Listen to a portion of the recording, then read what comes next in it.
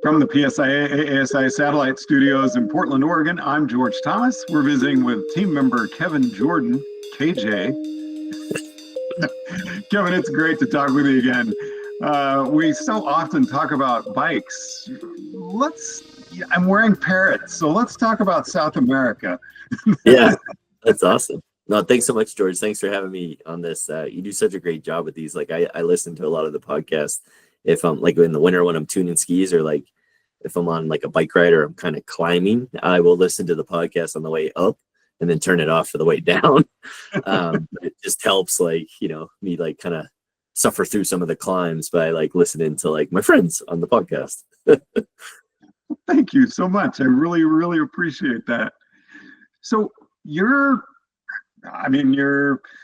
getting ready, I believe, to go to South America pretty soon. Let's kind of look at what you're doing in I can't even call it an off season. You don't have an off season. What are your goals when you're planning to spend time down in South America? And I'm kind of looking at that for, I'm sure a lot of our membership would like to go down and be able to do some skiing in our summer and get something out of it. So why is that an important thing for you to do? Yeah, so the reason why I'm going down this year is we're running a camp.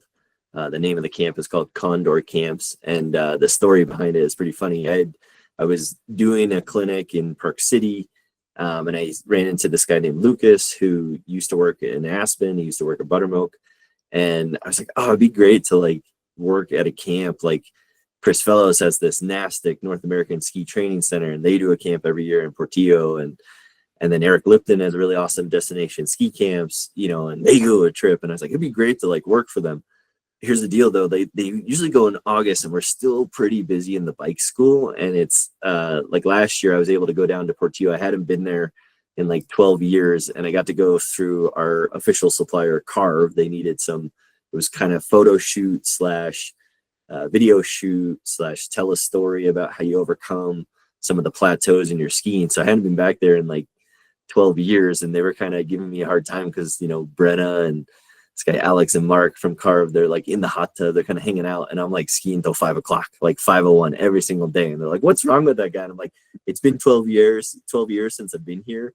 I don't know when I get to come back, but like I'm just gonna soak it up and ski as much as I can. So I was going bell to bell as much as I could, as much as they would let me. And I met Lucas in Park City this past January, February, and I was like, yeah, it'd be really cool to like do a camp. And he's like, well, I work for this travel agency tour operator down there that predominantly books people like into Portillo. And I was like, I did not know that. And the next day he had this whole camp pricing, and I'm teaming up with, there's a gentleman out of the East Coast. He used to work at Stratton. He works down in Portillo. His name's Joaquin Alvarez. It's like Amastachio, but he kind of goes by Wacko, like short for Joaquin. So what he was trying to do was create a camp for kind of targeted like PSA, like who's going, are you level 3 and you're trying to get in, say, Rocky Mountain, like your Rocky Mountain or your Alpine trainer, like that's what it's called now, Alpine trainer. Or if you're on the East Coast, are you trying to work towards that development team, which is kind of the first step in the, examiner assessor kind of track. So like, what's the next step? Or are you just a level 2 kind of working towards level 3, or you're level 1 working towards level 2? So it was very much like, goals of like trying to get to the next level was the first kind of start of it. And it's pretty cool. So it's like, I've learned a lot, trying to, do a camp. And we actually have 11, there was another person who signed up today. So we have 11 people.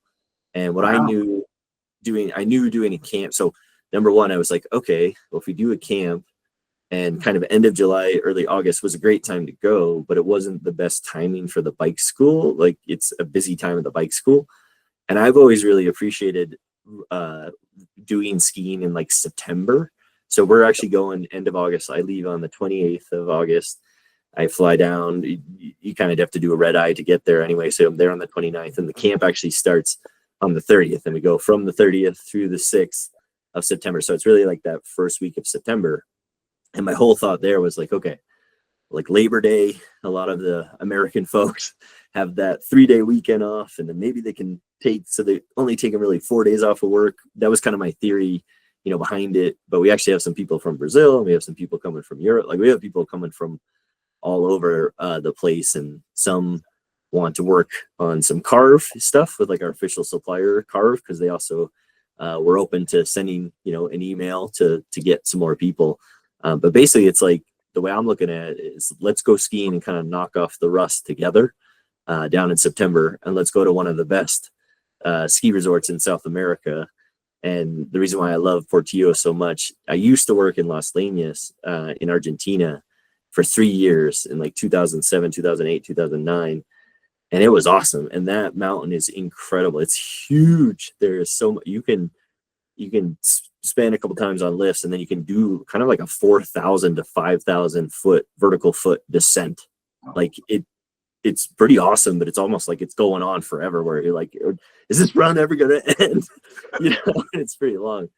And Las Leñas is awesome, but the Portillo is like a lot. Like when I went to Portillo, the first time I ever went there was in 2011, and Doug Daniels, who a lot of people on the East Coast will know, he's examiner, longtime examiner, assessor guy, on the East Coast, and he put together this trip with a lot of the folks who were working towards the 2012 tryout. So it was all these Eastern examiners, dev team people. Some I knew, some I didn't. And when he told me how much the trip was going to cost, it was, if I had done miles, it would have been more expensive if I hadn't used miles, but it was actually about the same price as like National Academy. So I was like, I'm in, like I'm going. So I flew to Santiago. I was this random dude who got on a bus with all these people who knew everybody, knew all, and I was like, hey, and they took me up to Portillo, and it was awesome. And what I loved about it was, the cool thing about Portillo is it's really got everything that you need. And a lot of people will joke, it's like this cruise ship in the sky, and which is totally cool. And a lot of times there's about, I can't remember the exact number, but I feel like it's between 18 to 24 switchbacks to get up there. So you're just constantly switchbacking up, and then get up there, and it's right on the Chilean Argentinian border. And what the coolest thing that they have is they have these things called the like VA event lifts. And what they are is, it's like, think of a pommel lift, but there's either like 4 people or 5 people, and it's like a slingshot. So like as one's going up, the other is coming down and like counterbalances. And the reason why they have that is because to mitigate some of the avalanche risk. Like if an avalanche took out that lift, no big deal. They can just like replace it and set it back up pretty easily. And they do get a lot of snow, but it's also like they can kind of move it where they need it to be. And so there's a lot of advantages to doing it. But what those lifts do is they give you so many more laps. Like in Las Leñas, where 5,000 vertical descent, which was awesome. Maybe it's like 4,500, but it felt like 5,000. But you had to take one chairlift kind of in the flat area, that then took you to another lift, then you took another lift. And if that lift wasn't open because it gets really windy there, then you couldn't access the top. But here in Portillo, it's like you could access it wherever you needed to go. So it's really like a really cool place to go. And it's where a lot of people, again, it's easy to get to from Santiago, 2 hours away. Once you're there, like there's no shortage of terrain. They had some good snow to start. They had a little bit of a dry spell. They just got some more snow, and there's some more snow in the forecast. But it's very similar to like, they do need a lot of snow because they do have some very, sharp rocks there. But if you know where to go and you can follow the sun a little bit, the aspects, like it's pretty fun. So skiing in South America is really, really fun. A 24 switchback climb sounds like my dream bike ride. You've made me want to go to Portillo for that. Yeah. So I don't know. I should look it up. It's probably like something like 28. I might be off, but there's a lot. It just keeps going, and it's awesome. But full disclosure, there are some like aggressive driving behavior. Yeah, no, there's like some passing on the it's super fun. I'm curious. I mean, that's where all the speed skiing was taking place, and the records, and that seems to have kind of gone away. But does that still go on in that area? Yeah. So there's a lot of countries that will go down, and they'll bring teams and national team like ski racing, and they'll go down there. So a lot of the camps will happen in July. This is again, I've never worked there, but my understanding is, and Katie White or Michael Rogan can tell you this for sure, but it seems like in July there's a lot of like the Chilean and the Brazilian folks come, and they're pretty busy because there's some school holidays that happen. Then in the August, there's a lot of ski camps that happen, which is great. And a lot of North Americans come down. And then in end of August, September, that's when the athletes come down because they're training as much as they can to get ready for that next upcoming season, and the first race is going to be in October in Solden. So they're like trying to put on the final touches. So I always appreciated being down there in September, and it'd be like, I'd be in the gym and Lindsey Vaughn would be in the gym, and I'd be like, maybe I could say hi to her, but I'm not sure if I should. And then she's like just lifting like maybe like the whole entire weight, all the weights in the gym. And I'm like, okay, I'm really good with my 10 pounds, like I feel good. It was kind of a stretch. So there are a lot of options down there for those of us who might want to go down and spend some time in South America and learn from some of the best. Yeah, totally. I mean, their ski school themselves like is awesome. If you went to skiportillo.com, like you could take a look and you could book. There's a lot of travel agents. You could look for a camp like some of those that I mentioned, like Nastic and Destination Ski Camp if August works a little better.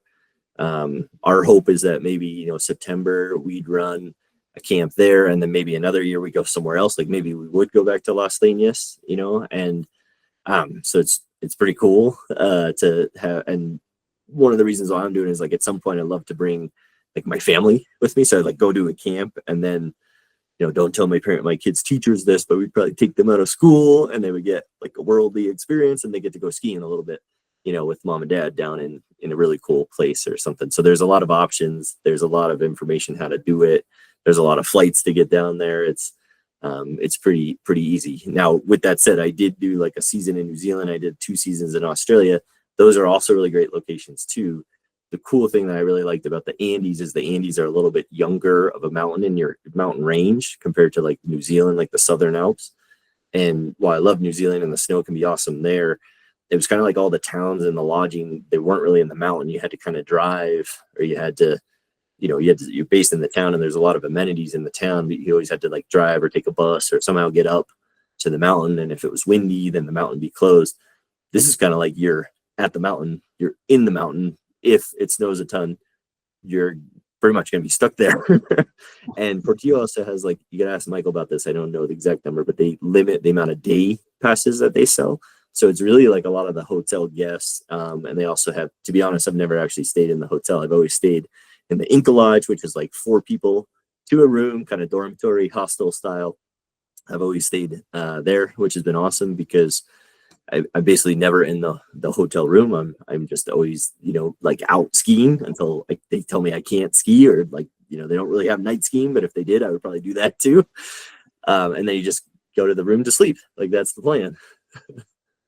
So you were saying earlier the kind of the genesis of your camp was based on your level 3 and you want to go to trainer, Rocky Mountain trainer, whatever region refers to, or North or Northwest divisional clinic leader. Or if you're level 2 and you're looking at moving up to level 3, level 1, moving up to level 2, are you following through on that? Is that going to be the theme of what you're doing? Yeah, so the way we've kind of run it is like, think of it, every day is kind of like split up into 2 half-day blocks. And myself, I'm going to offer, some, for example, we haven't built out the entire schedule yet, but we're still trying to see what people want to do. But it's like, it also depends on the snow conditions. However, in September, in South America, that can definitely be kind of like that freeze thaw cycle. So it can be a little firmer in the morning. So that's a good opportunity to kind of work on maybe some drills or maybe some other things that we could help like kind of get us set up for the day. And then we can kind of April. Yeah, exactly. Like it'd be similar to like almost like a National Academy experience, or that's kind of what we're doing, where there would be some elective options. You haven't tried carve, you want to try carve. Portillo has a rich like racing history because, don't quote me on this, but I feel like they had like one of the first ever FIS ski races like that, like kind of bore the whole World Cup. And I feel like it's 1966, somewhere around that mark, but they actually did one of the races like in Portillo in September, but that was like the kickoff to the North American season, and the European season, because it still had snow. So they kind of did that, and it bore this whole like World Cup racing. So there's like a rich heritage of like the ski athletes definitely go down there. All the teams go down there, and we know that there's some teams down there because we were trying to get some more rooms and we couldn't because, like, I don't know which teams, but let's say Norway and a bunch of athletes have some rooms, and Austria and those kind of guys. So there are some people who are doing some serious training, and Michael Rogan does such an amazing job of like getting, as the director of operations or operations director, he's really, making sure like that the slopes are groomed and that they're getting like what they need. So for the camp for ourselves, it's like, you want to dust off the rust, you want to get a jump start on your North American season. Well, let's go to where the snow is. And if you can get 6 to 8 days on snow and some coaching and some video, then you'll be that much further along when you hit the ground running, when say Arapahoe Basin opens in Colorado sometime in October, and Killington tends to open on the East Coast pretty early in November. Then they host the World Cup. So there's time, we know some of the resorts of who's going to be open where, but it's like you still always have to kind of wait. So some of the premise behind the camp is like, why wait? Let's just go. And the other thought I have is like, by having it a little later in the season, things tend to be a little less expensive.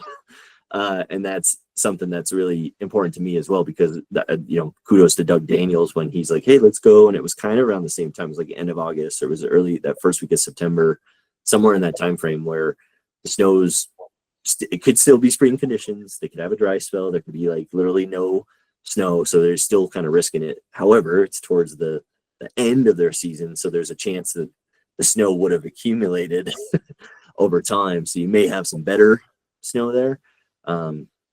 But you can't guarantee like it's going to snow while you're down. I wish I could. I'd be like, probably a gazillionaire if I could predict every time it was going to snow, but you definitely can't. So you don't know. However, the thought that I had is like every time I went for like just a week, I felt that much better kicking off the next, this upcoming season will be the 25-26 season. So it was just like, it gave me a chance to like, okay, this is how I do this. I remember it, and get a jump start on those goals sooner, because then you can kind of put some of the time in. And don't get me wrong, I love the National Academy, but sometimes I would get all my focuses, like from like really great trainers or Michael Rogan, like they would give me what I needed to work on, and it was April, and that's awesome. And there's still some Colorado skiing, A Basin stays open pretty late, but then the season was essentially over. And I was like, man, I don't have a way to practice this. So it's kind of that concept of like, let's do like a National Academy start, idea, but like a kind of kick off the season. But let's kick it off in, August, September, when it's still quote unquote summer for North America. Where can people go to find out more information about your camp and other camps that are going on at Portillo? Yeah, so the websites would probably be the easiest. So, well, number one, if you went to like skiportillo.com, that would be the first place to go if you want to learn more about Portillo specifically. And then I know like Eric Lipton has destinationskicamps.com. I know Nastic is like nastic.com. For me, it's kevinjordan.ski and then /camps, because we might do other ones, but this is the first one that we're doing. And that's where you'll find out all the information about that. And depending on when you put this up, we still have some space, and so like life happens and some people may drop out. So there's always ways to join. And if you can't join for the whole time, there's sometimes some ways that we can get like a mini camp going in there, maybe like a Wednesday through the Saturday, or like Saturday through the Wednesday. So certain timeframes, but we can work with people. And like I said, I'm working with another gentleman named Joaquin, who Waco is going to be helping me coach a little bit. And then this other guy, Lucas. And if we have more people, then we just bring in, more coaches. I'm totally looking to try to figure out how can I get more of my national team brothers and sisters to like, let's all go skiing together, Kevin, great visiting with you. Really excited for you and the big plans you have coming up. That's just fantastic. And really hoping that we have the time and opportunity to check in with you from Portillo.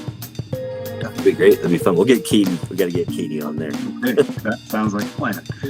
Kevin Jordan joining us on First Chair from the PSIA-AASI Satellite Studios in Portland, Oregon. I'm George Thomas.